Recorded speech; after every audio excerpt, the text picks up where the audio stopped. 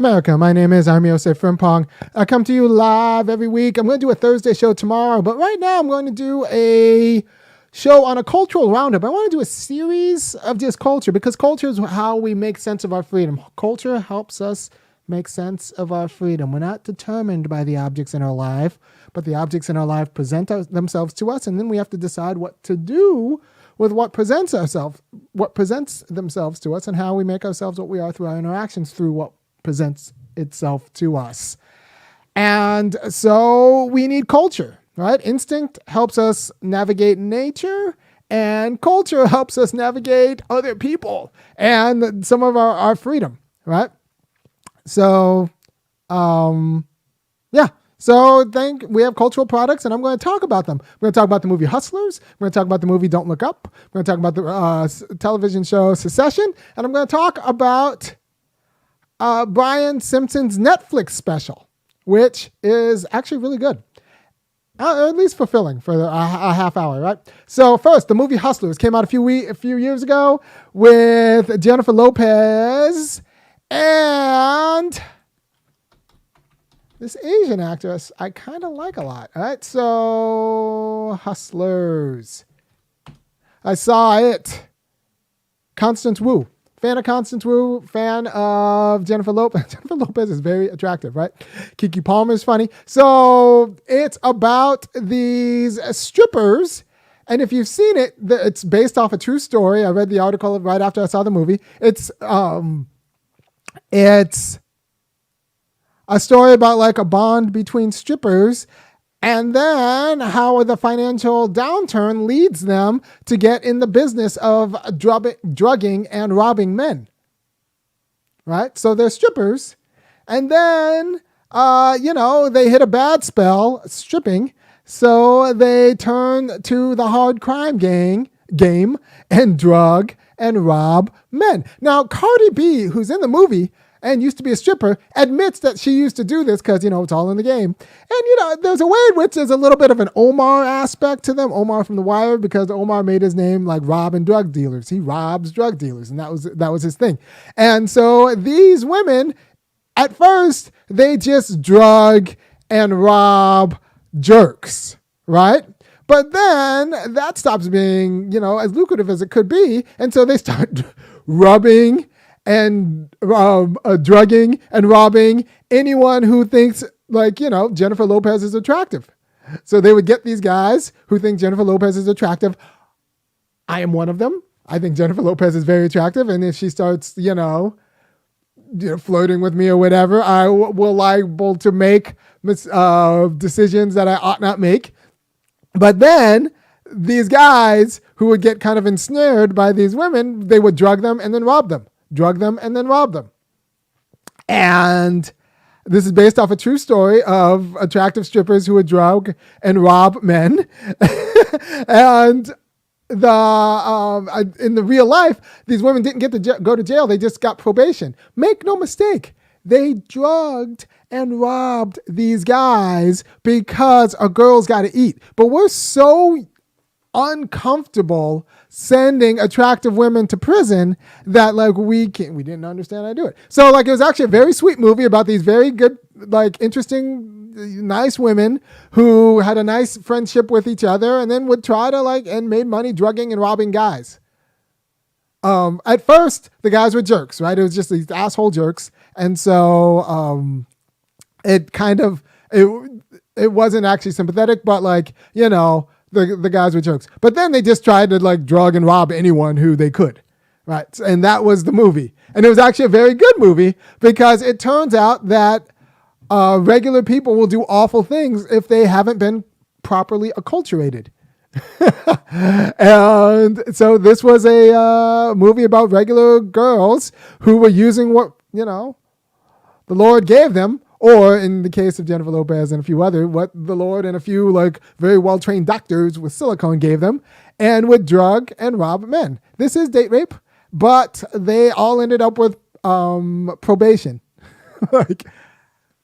That is just how uncomfortable we are. And you could just look at Hustlers at the Scores is the name of the New Yorker article that this was based off of. Or you can just watch the movie because the movie's actually pretty good. movie is actually really good because it's like charming people. And I do think we need more movies about women doing crime. I think it's good for the culture. Because once we have movies about why regular women do crime, we start kind of destigmatizing crime, and we can actually start talking about the determinants of crime and like what precarity means, financial precarity, and what that means, right? So like, and how that looks and how that like leads people to doing crime. So like, we need more movies about attractive women doing horrible things. So that we stop like, I don't know, stop thinking women are sugar and spice and everything nice, and understand that like it's perfectly understandable and based off a true story that these regular ass women were drugging and robbing guys because, you know, a girl's got to eat, right? And that's just the life we live in. And what does that mean? Well, that's something we work out, right? So Hustlers, go see it. Fan of the movie. I thought Constance Wu did a good job. I thought Jennifer Lopez does a good job.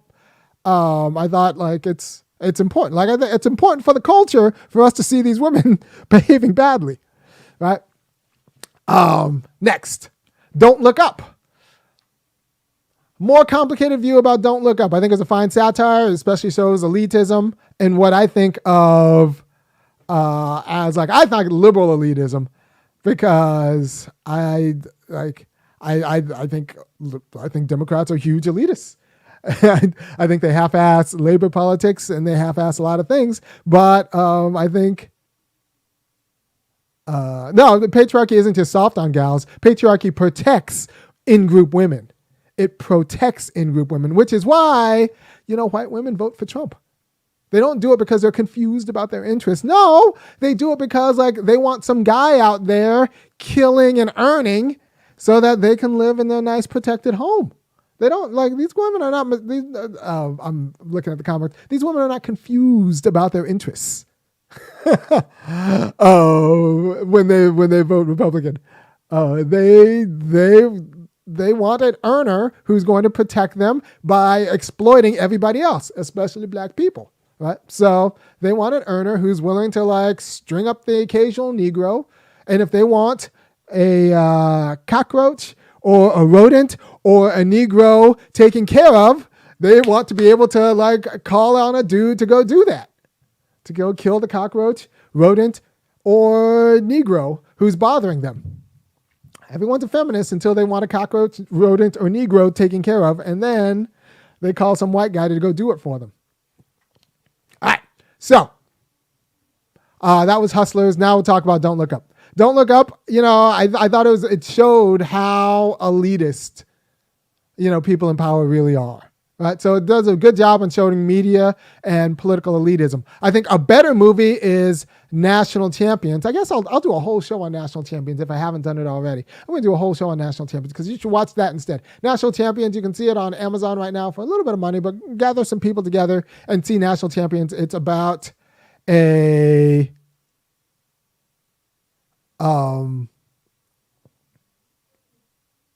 it's about a college football player who organizes college football players. And it's actually, I think it's important and well done. And it has a philosophy professor, so I'll definitely talk about it probably next week on the Cultural Roundup. But I want... White women have never turned down blood money. Adam is right on the comment. He is right about that.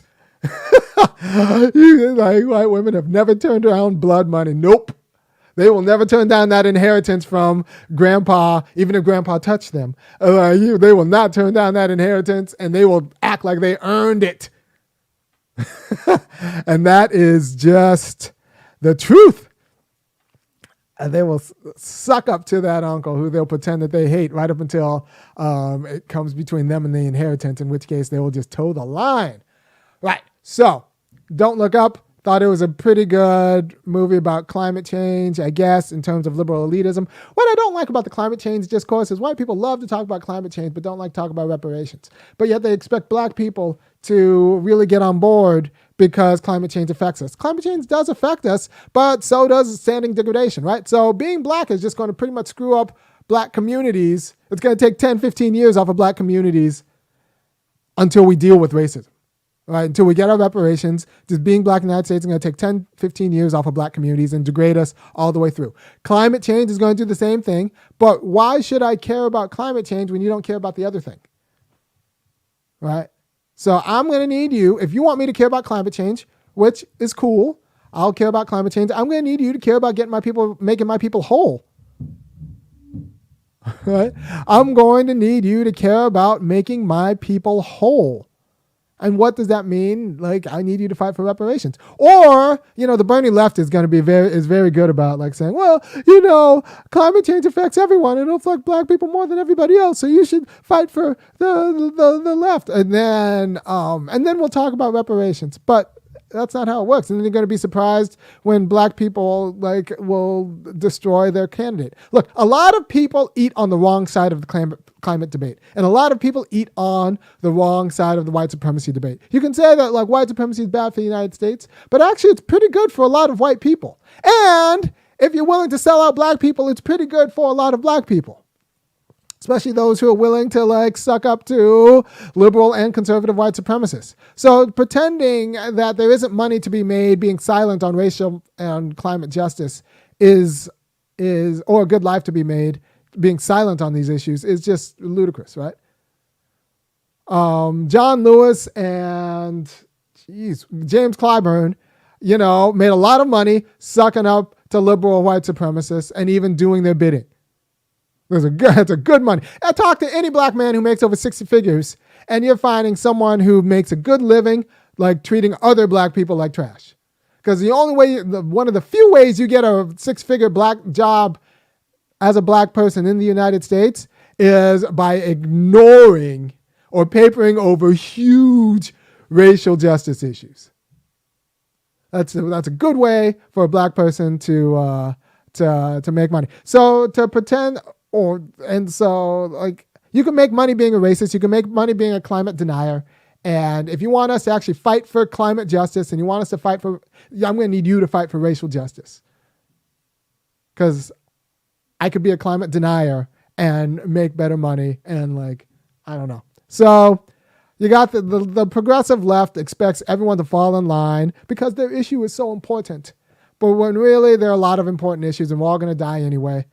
So I'm going to need you to fight for justice and make my people whole. And then I will too fight for climate justice. And I'm going to need you to make assurances that you're not going to just, forget black people once you get your greenhouse gases down. All right, because you didn't care about us back when you thought the climate was cool. And I have good reason to believe that you're not going to care about us once we actually get serious about addressing the climate. So white left, get serious about black people, and then black people will get serious about your issues, dogs and the climate and stuff. All right. So what else? Secession. So secession's interesting because it's about how bad white people are at raising other white people. So white people are bad at parenting. And, I've said this to anyone who asks. I think white liberals are the worst parents in the United States. Excuse me. White conservatives are pretty bad, but at least they have content and they don't believe in magic. White liberals actually think magic will raise their kids and then are surprised when their kids end up in rehab. Right? Magic or just being nice will raise their kids and then are surprised when their kids are screw-ups. I just want to make them happy and do what they choose to do. Yeah, that's a great way to end up your kids screw up, your kids being screwed up. You need to have a plan and you need to be serious about it. So it turns out that white liberals and conservatives are bad at raising kids. And then they raise these asshole kids and are surprised when the asshole kids are, one, incompetent, and two, are assholes to them. Right? It's well, I trained my kid to be a jerk, but I didn't think that they were going to be a jerk to me. But it turns out that the kids are jerks to them. And so that's what secession's about. I don't like any of the kids, but it does show, I think a pretty good job of the incompetence of white parenting. If you think institutions are going to parent your kid, then you're not serious about either the academic or the intellectual development of your kid. By the way, this is why Exeter was actually founded. or why it was sustained. Both Exeter, Choate, and all these and all of these Milton, all of these East Coast boarding schools will really make their money off of upper class white people who don't want to raise their kids and are terrified of their kids, especially their sons, being loafers, either loafers or assholes. Right? So if their sons are loafers or assholes, these parents don't know how to parent them, and they don't know how to be hard on them, and they don't know how to like actually parent them, and they don't want to spend the time to do it. So they send them to these institutions like Milton or St. Paul's or Choate or Exeter. And this is how Exeter, Nicholas Lehman wrote a good book called The Big Test, which kind of goes through this about how like these upper class industrialists had to send their kids to these schools because they were just bad parents. So Secession shows like how bad these parents are. Parenting is hard. Parenting in a complicated economy in late capitalism is actually very hard. Not just you're parenting for economic success, but you're also parenting for cultural success. You actually want your kids to be interesting people who can sustain like a family themselves. Not only the family business, but also the family. So parenting is actually very hard. I'm going to do my show tomorrow on this a little bit. Either tomorrow I'll do the show on this, or I might push it to next week. I don't know. But parenting is actually very hard, and white people are bad at it.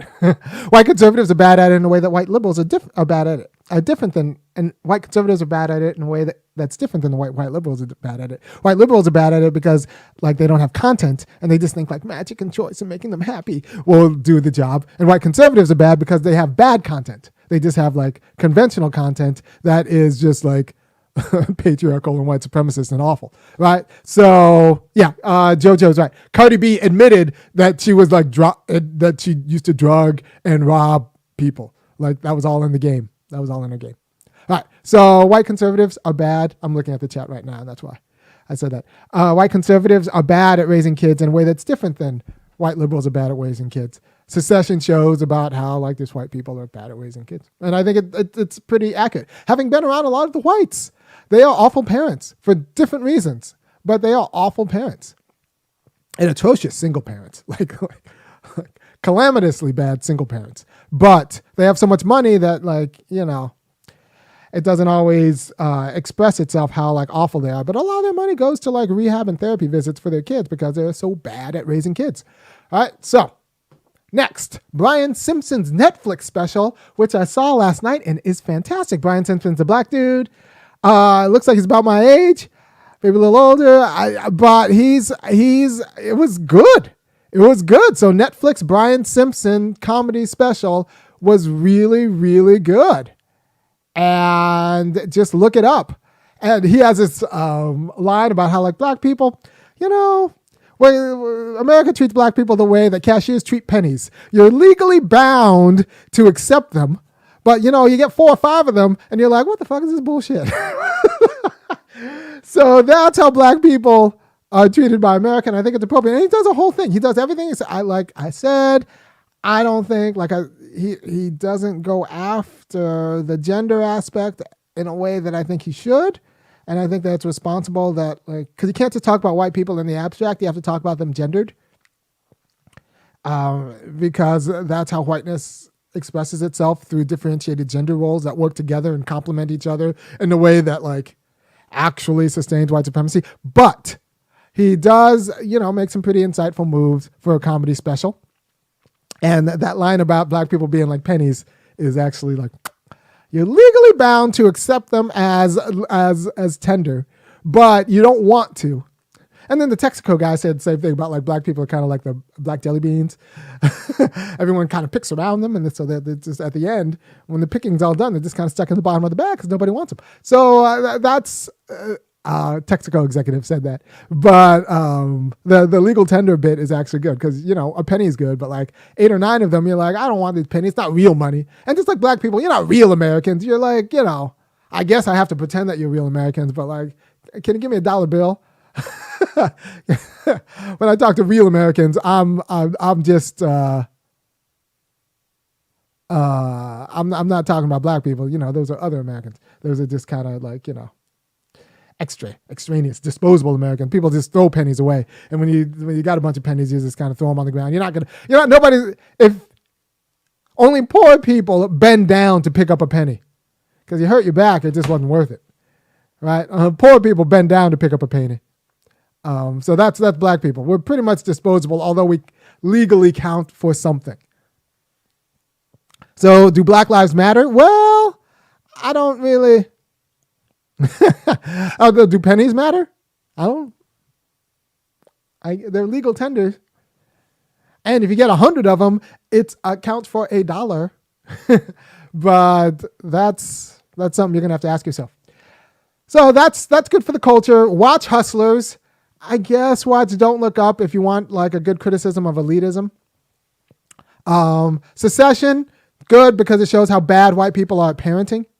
Because they are really bad parenting, and then they're surprised when they're bad at parenting, and like it turns out that their kids are screw-ups. And then watch Brian Simpson's special on Netflix because he's a black dude and we support black dudes. And he actually does a pretty good job.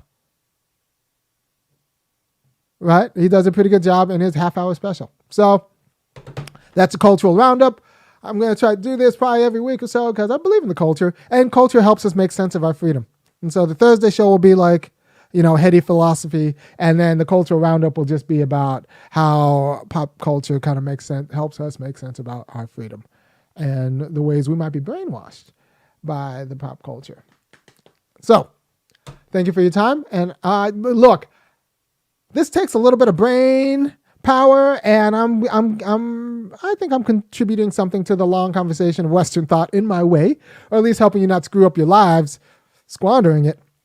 So I think you should go to www.funkyacademic.com and kick in $5, $15, or $50 a month to keep me doing what I'm doing. Because, if you actually do listen to me every week, I not only will save you money over your life insofar as, divorces are expensive. You listen to my advice on marriage, you probably will make better decisions about partners, right? So, having screwed up kids is very expensive. If you listen to what I'm saying, the chances of your kid going into rehab are lessened. I'll tell you right now, do not do what makes your kid happy. Have a plan for your kid to be successful. Don't say I have to make them happy. No, that's for liberal white people with money. No, you need to have a plan for your child that's 25 years long to make them success. You need to make them successful. You need to have a plan for your kids. You can't just let them follow their bliss. That's for wealthy white people and very attractive women.